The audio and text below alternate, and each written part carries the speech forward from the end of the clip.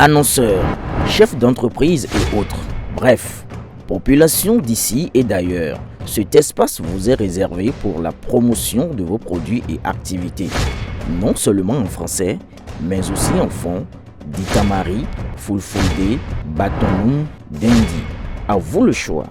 Pour en savoir plus, veuillez nous contacter au numéro suivant 97 64 79 91 ou 97 17 51 35. Mesdames et messieurs, bonjour et bienvenue sur votre émission Décryptage. Décryptage de ce jour va nous amener sur un volet pas politique en tant que tel, puisqu'il s'agit de parler du social. Les filets sociaux prônés par le gouvernement du président Talon.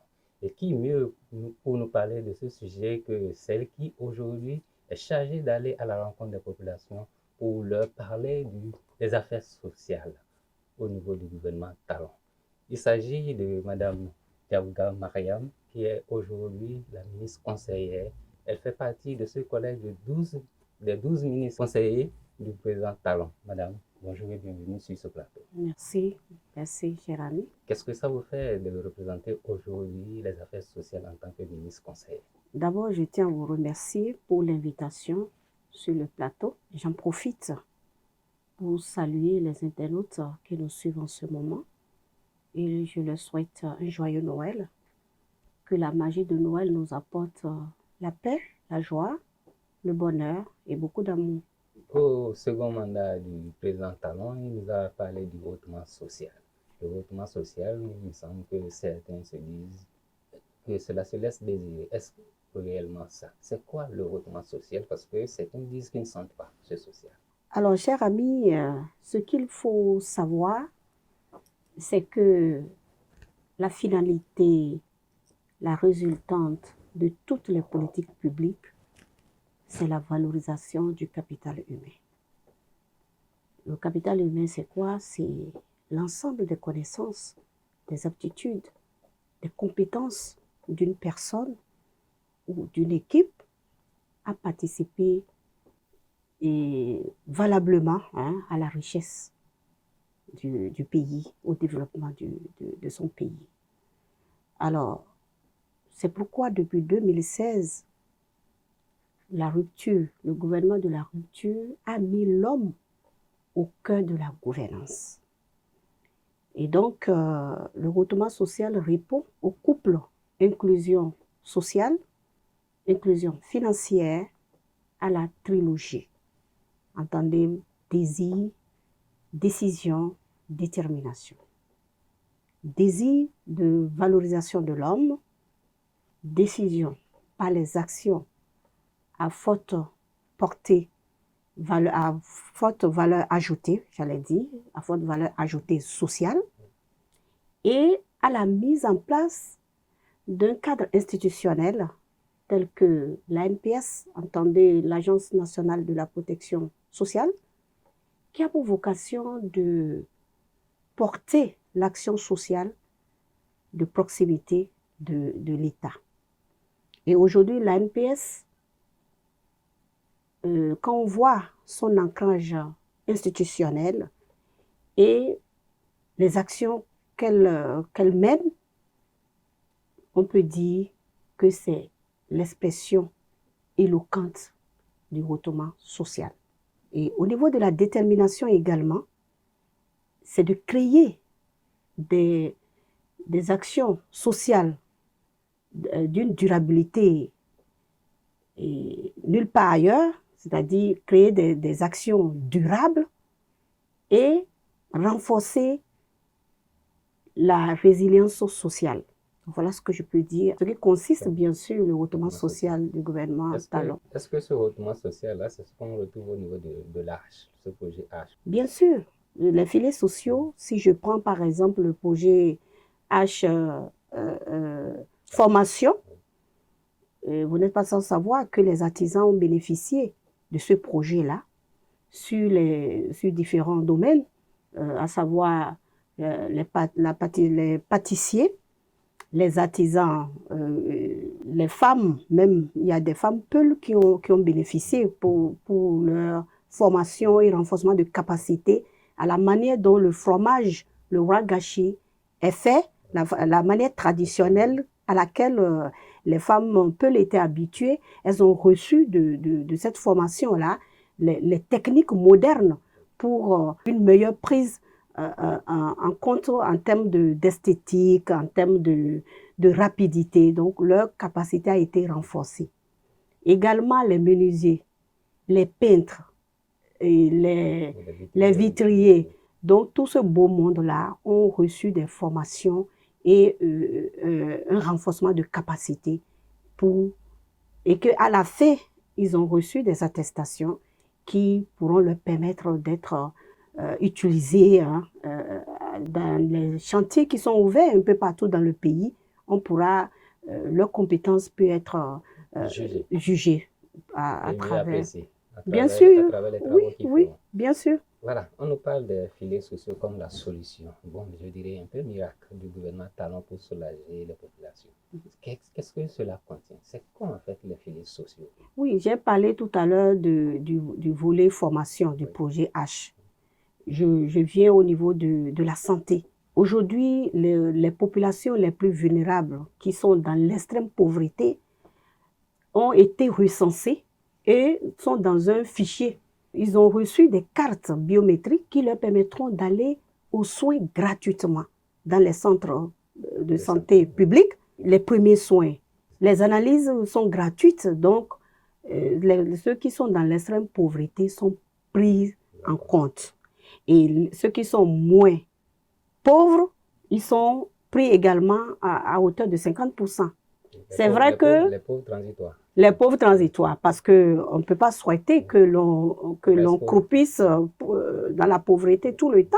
C'est pourquoi d'ailleurs ce fichier est dynamique. Donc avec le temps, puisqu'on a l'État, en mettant ce fichier en place, a parallèlement mis des actions pour permettre à tout le monde de se retrouver. Ce fichier permettra bien sûr, au fur et à mesure que les gens arrivent à s'en sortir, qu'on puisse les enlever et mettre d'autres nouveaux très très pauvres. Voilà. Qu'on ne souhaiterait pas. Qu'on ne souhaiterait pas, voilà. Merci, c'est ça, exactement. Et les microcrédits font partie de cette philosophie? Bien sûr, le microcrédit. Vous savez, avant l'avènement de la rupture, le microcrédit, il y avait beaucoup d'intermédiaires. Les femmes étaient presque escroquées par les intermédiaires qui étaient devant, qui prenaient le devant pour leur permettre d'avoir de financement. Et à la fin, parce qu'il y a eu tellement d'intermédiaires, elles n'arrivent pas à rembourser. Donc, il y a problème de remboursement. Il y a aussi que, avant 2016, les microcrédits étaient politisés. Donc, c'était question de bord politique. Aujourd'hui, avec le gouvernement de son Excellence M. Patrice Talon, le microcrédit a pris un autre envol. Aujourd'hui, microcrédit à la FIA, qui les femmes ont accès facilement au crédit à un taux réduit et avec la digitalisation, il n'y a plus d'intermédiaires. Quand les femmes souscrivent, elles remplissent toutes les conditions de leur portable, elles reçoivent le financement. De 50 000, on est passé aujourd'hui à 100 000 francs. Et dans les jours à venir, je pense que ça va augmenter encore. Voilà. Et le remboursement ne pose pas problème? Non, non. Le remboursement, parce que le suivi est là. Derrière ça, il y a l'éducation financière pour apprendre à ces femmes-là comment gérer les fonds reçus. Donc, ça fait que le suivi est vraiment strict. Et les femmes remboursent, et à chaque fois elles remboursent, on leur augmente. Aujourd'hui, on est passé à 100 000 francs. Je vais prendre un pan. Vous avez dit que les microcrédits ont été dépolitisés. Oui. Je prends un exemple. Je suis un militant. Je suppose que je suis un militant LD de l'opposition. Est-ce qu'il me serait facile d'avoir accès à un microcrédit? Bien sûr, puisque c'est une action sociale. Parce qu'on se dit qu'on est de l'opposition. Non, c'est dépolitisé. Donc, c'est tout bord confondu. Quand tu es béninois et que tu remplis toutes les conditions demandées, tu as accès au crédit. C'est même ça les avantages. C'est pourquoi j'ai dit, aujourd'hui, le microcrédit a pris un autre envol. D'accord, nous sommes en train de parler des adultes. Je vais revenir au niveau de la petite enfance ou bien des élèves, ou bien des apprenants, je dirais les écoliers. On parle de la cantine scolaire. Est-ce que les cantines scolaires aussi font partie de ce regroupement social-là, de ces filets sociaux? Bien sûr. Les cantines scolaires aujourd'hui constituent un grand soulagement pour les parents. Parce que vous savez, il y a des parents qui, par faute de moyens, n'arrivent pas à accompagner les enfants. Et à un moment donné, les enfants sont obligés d'abandonner. Pas parce que les résultats ne suivent pas, mais parce qu'ils ont faim. Aujourd'hui, les cantines scolaires ont couvert tout le pays. Les cantines scolaires, c'est dans toutes les écoles du Bénin, du nord au sud, de l'est à l'ouest. Toutes les écoles sont aujourd'hui couvertes. Et cela permet à l'enfant d'être motivé à aller à l'école. Il y a des enfants, même avant, ils n'aimaient pas aller à l'école, mais parce qu'ils doivent aller manger à la cantine. Donc ça les motive. Et ça soulage les parents qui sont dans l'extrême pauvreté. Parce que il y a un adage qui dit, un enfant qu'on enseigne est un homme qu'on gagne. Moi, je dirais, un enfant qu'on nourrit dans ces conditions est un homme qu'on gagne pour l'avenir de notre pays. Ok, merci madame, parce que ça remplit cet adage-là qui dit « Vends ta famille n'a point d'oreille ». Aujourd'hui, ils ont le ventre rempli et voilà, puis on voit les résultats. Est-ce que ce sont ces cantines scolaires qui boostent aujourd'hui les résultats? Bien sûr, ça participe aussi. Parce que en tant qu'opposant, un opposant pourrait dire que ce sont des résultats un peu politisés. Non, non, ce n'est pas politisé. Ça participe aussi. Il y a aussi la formation des formateurs, les enseignants qui sont plus formés aujourd'hui et qui savent rendre, parce qu'il y a la pédagogie de savoir rendre aussi ce qu'on connaît. Donc tout ça, là, ça a été amélioré. Voilà. D'accord. Vous avez parlé aussi de la protection sociale, mais vous n'avez pas appesanti.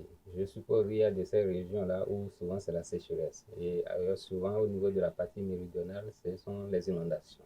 Qu'est-ce qui est prévu dans ce sens aujourd'hui? Oui, et vous savez, au niveau par rapport à la protection sociale, au sud ici, et je pense que quand il pleut, on est soucieux avec les inondations, les moustiques.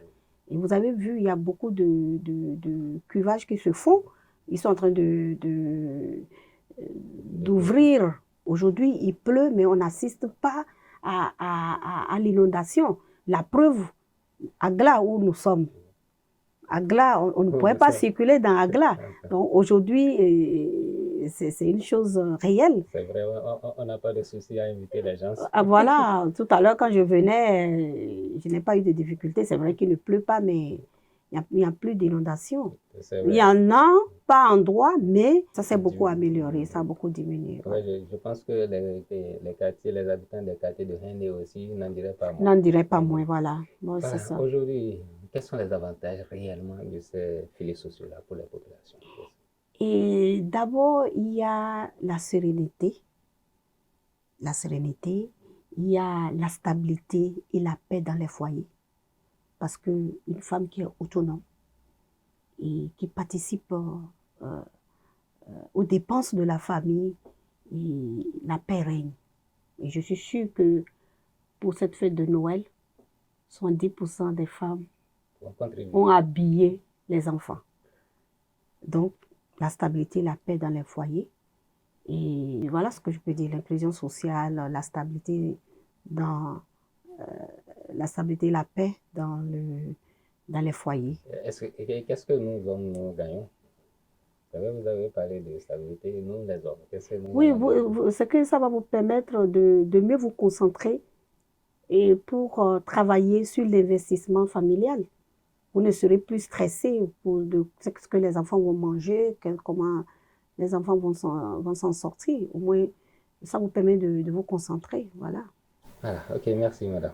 Est-ce que vous êtes en train de parler, je pense qu'un opposant dirait vous êtes en train de parler, mais quels sont les indicateurs qui attestent réellement du travail qui est fait? Est-ce que vous avez ces indicateurs clés à nous donner pour qu'on puisse se dire réellement il y a quelque chose qui est fait? il y a quelque chose qui impacte la vie des populations, de ces pauvres extrêmes, de ces pauvres transitoires et de ces groupes vulnérables aujourd'hui. Je peux vous dire qu'aujourd'hui, il y a plus de 4 millions de Béninois qui ont accès aux soins à moindre coût et parfois gratuitement s'ils sont extrêmement pauvres. Avec l'assurance maladie? Avec l'assurance maladie. Il y a plus de 2 millions de femmes qui ont reçu le microcrédit, le financement de microcrédit à la FIA. Et il y a plus de 1,8 million qui ont bénéficié de la pension de retraite. Il y a un volet aussi que j'oubliais, qui est très important, qu'il faut saluer, parce que c'est la volonté manifeste de son Excellence le Président Patrice Talon. Je veux parler de la retraite des artisans. C'est vrai que c'est une phase pilote, mais c'est à saluer. Parce que, vous voyez, nos artisans, nos artistes, les agriculteurs, ils n'ont pas de retraite. Le gouvernement de Patrice Talon a pensé à eux. C'est un volet en phase d'expérience. Mais c'est à saluer. Parce que dans d'autres pays développés, les artistes ne croupissent au soir de leur vie, ne croupissent pas dans la misère. Donc, c'est également à saluer. Un dernier mot pour les populations. Voilà. Alors, je voulais souhaiter d'excellentes fêtes de fin d'année à tout le monde. Que l'année 2025 soit une année couronnée de succès, de joie, de paix et beaucoup d'amour. Je voudrais également revenir sur un volet très important, celui des personnes en situation de handicap qui ont été pris en compte par le gouvernement à travers, bien sûr, une loi qui a été votée pour leur protection et pour leur permettre d'avoir les mêmes chances au niveau de l'administration. Aujourd'hui, le dernier concours de la fonction publique, les 5% qui ont été alloués à ces personnes en situation difficile ou en situation de handicap, ces 5% ont été respectés. Donc, les personnes qui ont travaillé, qui ont reçu les concours, ont été déployées dans les différents ministères. Donc, ça, c'est à saluer. Parce qu'avant, ils étaient stigmatisés. Aujourd'hui, ce n'est plus le cas. Ils ont les mêmes droits que les enfants qui sont normaux. Également, dans les écoles, le gouvernement a équipé certaines écoles pour accompagner ces enfants-là qui sont en situation de retard ou qui n'arrivent pas à assimiler rapidement. Donc, c'est vraiment une très bonne chose, la prise en compte dans l'action sociale. Chers amis internautes, nous sommes au terme de cette émission qui nous a permis de nous plonger dans les filets sociaux du gouvernement Talon. Ces filets sociaux qui sont vus comme l'outil nécessaire pour soulager les populations, ces populations pour les sortir de la pauvreté. Donc voilà, nous sommes au terme de cette émission. Donc merci de nous avoir suivis. Prenez le rendez-vous au prochain numéro. À bientôt.